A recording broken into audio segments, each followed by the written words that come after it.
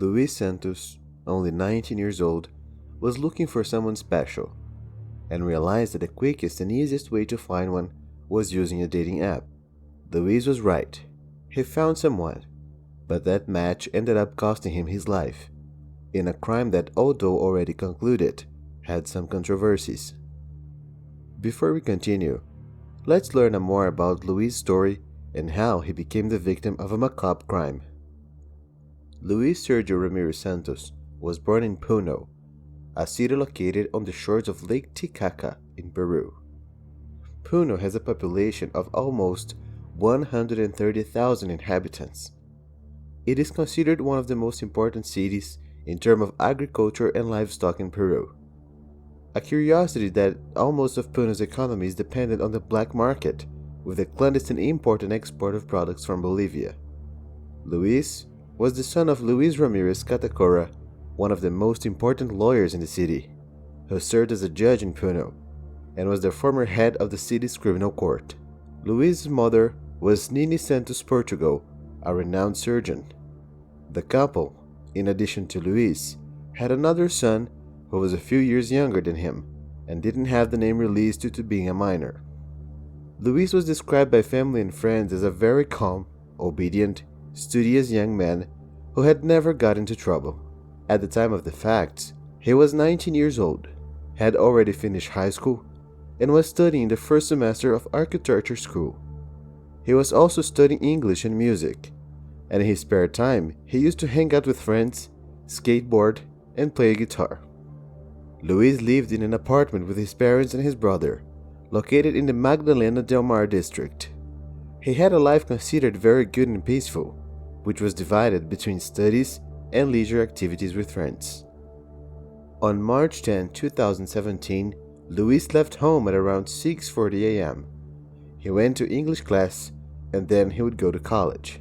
However, 12 hours later, around 6:40 p.m., Nini, the young man's mother, received a frightening message on her cell phone that came from her son's number. It was a photo of Luís, apparently unconscious and with a deep cut on his right arm. In that same message, it said that Luís had been kidnapped and that if the family wanted him to return home safe and sound, they should pay a ransom. The kidnappers demanded the sum of 20,000 soles, something around $5,000. This amount, according to them, would be necessary for Luís to be released alive. Very scared, his mother got in touch with her husband, and they immediately informed the authorities about her son's kidnapping. While investigators tried to gather information to locate Luís, the young man's parents offered the kidnappers an advance of 1,500 soles and told them that it would take longer to raise the rest of the money since they needed to go to the bank. The amount offered by the family was accepted by the criminals and deposited in one of the bank accounts informed by them. During all this time, Luís' family was totally scared and desperate, even more so because the criminals didn't give much information about the young man. They just said that after the ransom was paid, he would be released safely. Around 9:05 p.m., a new message was sent, again from Luís' cell phone, but this time the message was directed to a group of friends of the young man. In that message, supposedly written by Luís himself, they said that he had been kidnapped and that he was seriously injured in a pickup truck. Other messages besides this one were also sent from Luís' cell phone in the same group of friends. One of them said that what was happening to the man was a consequence of him having had an intimate encounter with a minor who was only 13 years old. Another message said that if the friends didn't pay a certain amount in ransom, they would never see Luís again. The young man's friends, thinking that it was all a joke, since until then had not known about the kidnapping, asked in a mocking tone how Luís, who was seriously injured, managed to send messages instead of being in the hospital. It was then that, at that moment, the kidnappers sent the same photo they had sent to the young man's mother, in which he showed him Luís unconscious with a cut on his arm. Upon seeing this photo, Luís' friends realized the seriousness of the situation and became aware of the kidnapping. I know that many of you must be wondering how the young man's closest friends didn't know that he had been kidnapped. This was probably because the police instructed Luís' parents not to tell about the situation to other people unless relevant, and that in some way it would help the police. Cases like these are extremely delicate, and the authorities know that any oversight could jeopardize the objective of bringing the victim home safely. As Luís came from an important family, it was likely that the information about the kidnapping reached the media. The news would soon be on the front pages of newspapers in the region, and they would certainly put the entire investigation at risk. Shortly after Luís's friends received the messages and the photo in the group, the Santa Isabel police station received a call from San Juan de Lurigancho. On that call, local residents reported that late at night, around 10 or 11 p.m., a taxi cab stopped on the street and two young people, a man and a woman, had gotten off and unloaded a bag in the middle of the sidewalk that appeared to be heavy and bulky. At first, the residents thought that it was rubble or some kind of construction waste, but one of the residents, who was very curious, decided to check it out, opened it, and saw that inside was the body of a young man. As practically all the police in the region were aware of the kidnapping, they already expected the worst, and when they arrived at the place where the body was, they confirmed that it was Luís Sergio Ramirez Santos, 19 years old. Luís was dressed in old clothes that didn't belong to him. He had paint all over his body, and his hands and feet were bound with clear signs of aggression. The young man's body had been discarded at Block 24 on Constellation Street in San Juan Lurigancho, about 18 kilometers from his home. According to the autopsy report that had been carried out in Lima, the body had several perforations caused by a sharp piercing object. In addition, there were also suffocation marks on the young man's neck. Later, very distressed, Nini, Luís's mother, went to the morgue in Lima where she recognized her son's body. After the discovery of what had actually happened to the young man, both family and friends were very shaken, and investigations intensified even further. Initially, investigators worked with the hypothesis that the crime had been committed as revenge against Luís's father, who was a former head of the criminal court and a judge. For the investigators, it was likely that some highly dangerous criminal that Luís's father had convicted could be behind the crime. Investigators also worked with the hypothesis that perhaps the crime was the result of a botched kidnapping. While the authorities investigated the case, Luís's body was laid to rest at the parish of Santo Antonio de Padua in Jesus Maria, in a ceremony attended by hundreds of people, including friends, family, and college classmates. Subsequently, the young man was buried in the Lurin cemetery. At that point, all the media, both local and regional, were already aware of and reporting on the crime. Soon, the news about the crime against Luís spread quickly, and many believed that the motives were revenge and that some criminal organization was behind it. As there was not much evidence at the crime scene, the investigators requested the images of the security cameras from the vicinity of Luís's English course and college, since until then, they didn't know the place and time at which it had been taken.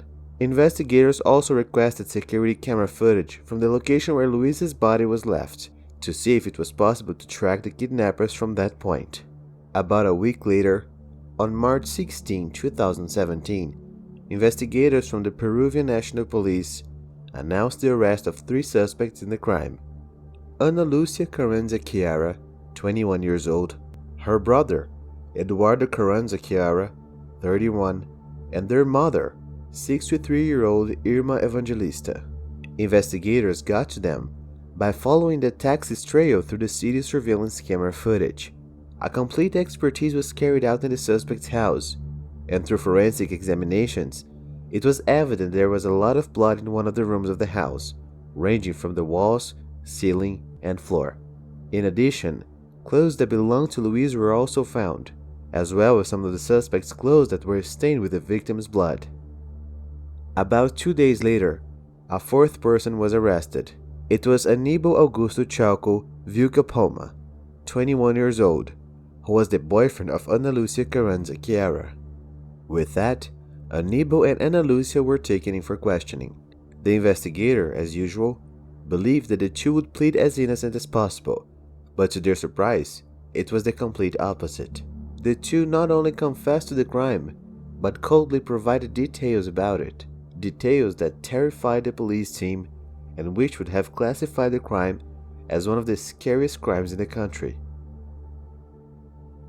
Ana Lucia lived with her brother, Eduardo, and their mother, Irma, in San Juan de Lurigancho, while their father, Horacio Carranza, according to sources, was separated from Irma and no longer lived with the family.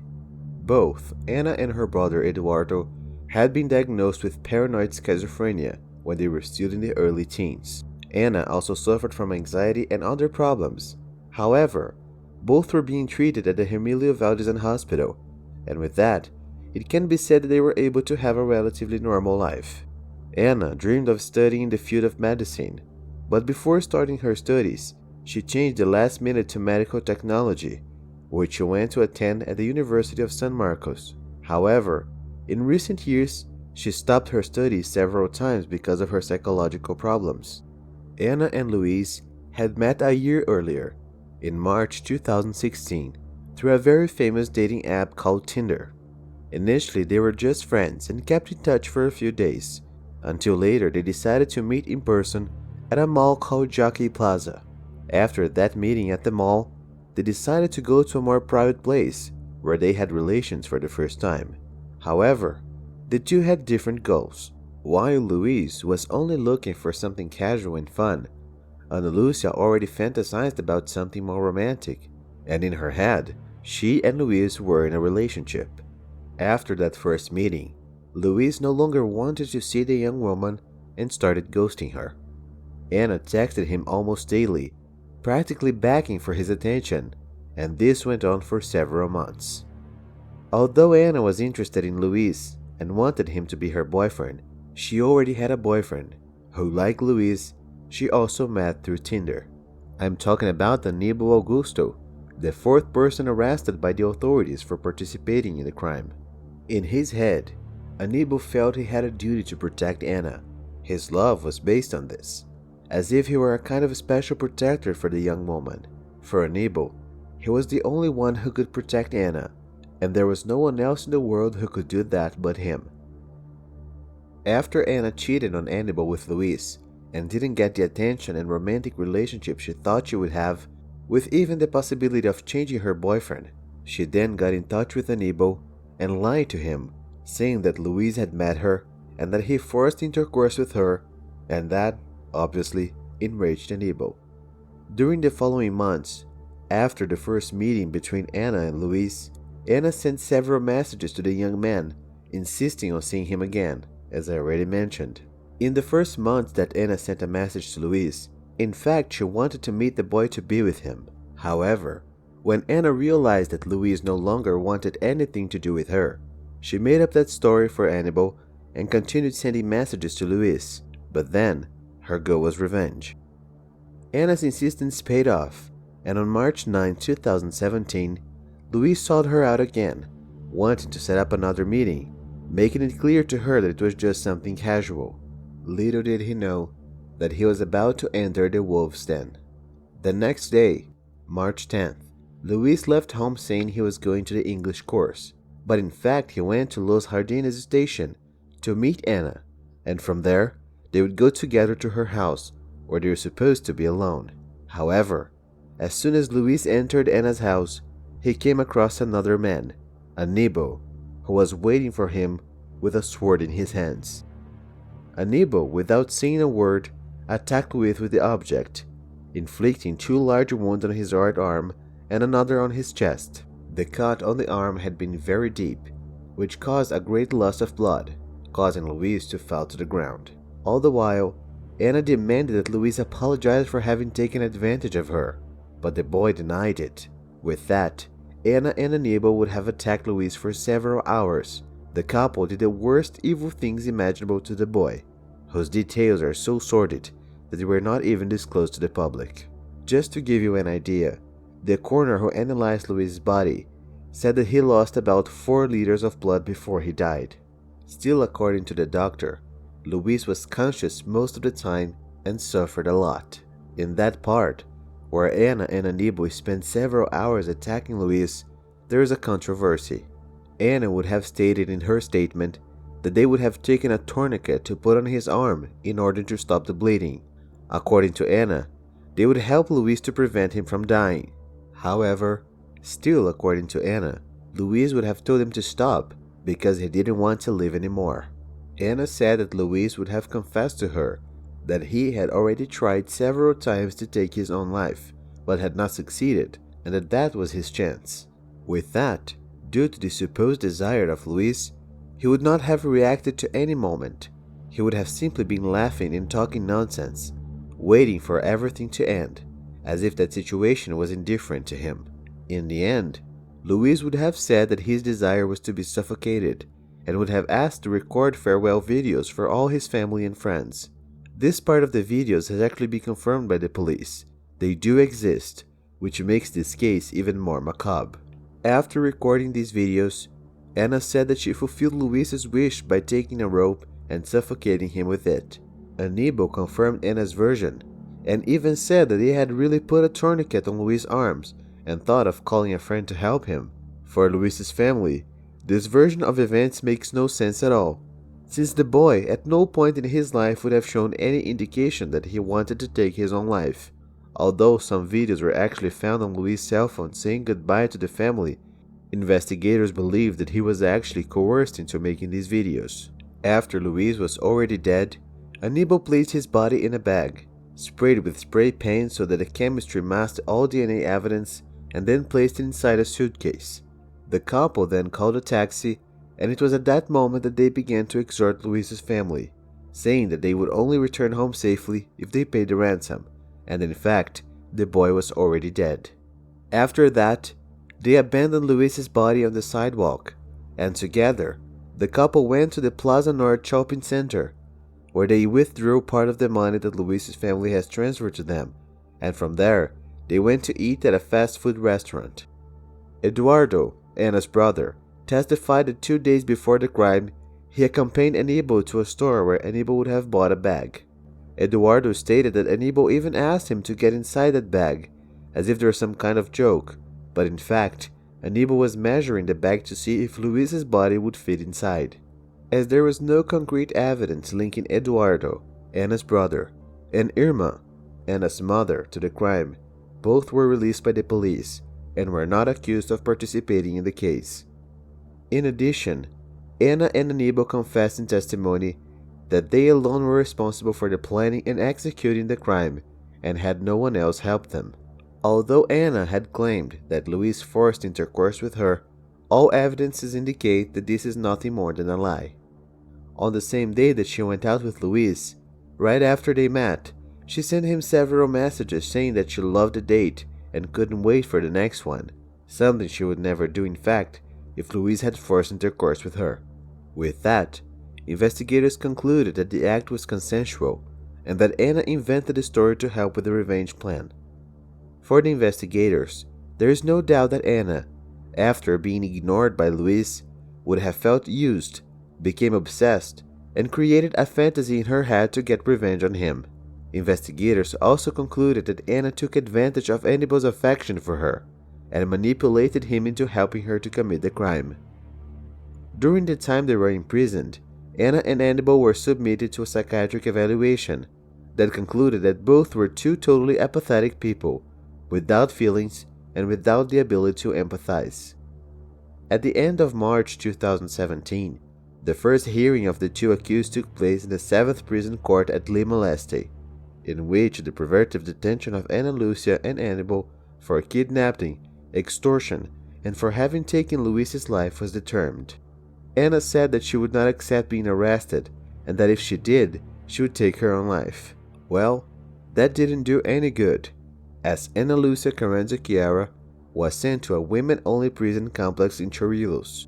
Aníbal Augusto Chalco Vilcapoma was sent to the Ancorar 1 penitentiary complex. After that, Anna's parents tried to intervene, saying that their daughter had paranoid schizophrenia and that sometimes she did things without intending to and lost control because of her crisis. They further stated that she would not have done it because it was her will, but it would have been an impulse caused by her hallucinations. However, in the mental examination that Anna underwent after being arrested, it was concluded that she was fully aware of her actions, and that even she had planned everything several days before and even manipulated Aníbal to help her. It was also proven that since the planning and execution of the crime, she had been medicated, which indicated that this was not a simple paranoid schizophrenic crisis. The same mental examination would have indicated that she was actually a cold, violent woman who already knew the consequences she would suffer after taking Luis's life, but even so, she was willing to suffer them just to have the taste of revenge. Less than 1 year after her arrest, Anna, along with other detainees, managed to escape to the visitors area, but the escape didn't last long, and she was captured by the authorities shortly afterwards. As a result, Anna was transferred to a maximum security prison in Concepcion de Junín prison. Until the moment this video is recorded, both Anna and Aníbal are still in prison and are waiting for their trials, which still have no set date. The case of Luís Santos drew a lot of attention, not only because of the futile motive and the cruelty of the crime, but also because of the danger of relating to unknown people through a dating app. This even generated a debate in the country where some people said to make their intentions clear before relating, so that neither party gets hurt and other crimes of revenge happen. Well guys, so that was it for today. Thanks for watching until the end, best wishes, and I see you next time.